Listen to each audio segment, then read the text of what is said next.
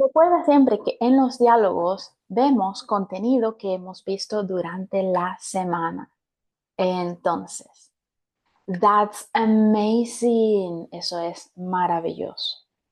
Ok, chicos, hoy tenemos a Mark y tenemos a Lisa. Recuerda que en mis clases de diálogos, I say, yo digo, you listen, tú escuchas. And then I say and you repeat. Y luego yo digo una segunda vez y tú repites. Tiene que ser interactivo porque aquí lo que quiero es que desarrolles el oído y desarrolles el habla. Si crees que tienes más tiempo, puedes escucharlo dos veces, una vez viéndolo y una vez escuchándolo. O viceversa, si estás un poquito más avanzado, puedes primero escucharlo y después verlo. All right, chicos, so Mark comienza. By next year, I will have been working at this company for 5 years. Repeat. By next year,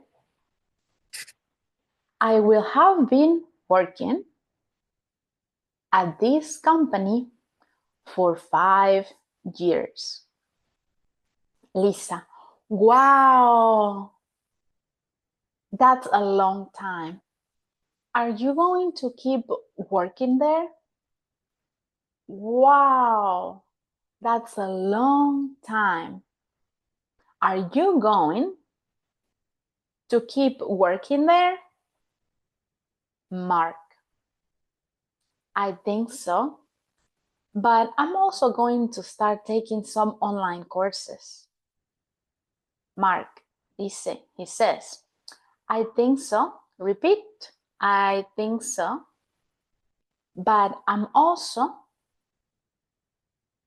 going to start taking some online courses. Lisa replies. Lisa responde, that sounds great. By the end of the year, I will have been going to the gym for 6 months. Repeat, that sounds great. By the end of the year, I will have been going to the gym for 6 months. Mark, that's amazing. You are going to feel much healthier. Mark, repeat please. That's amazing. You are going to feel much healthier.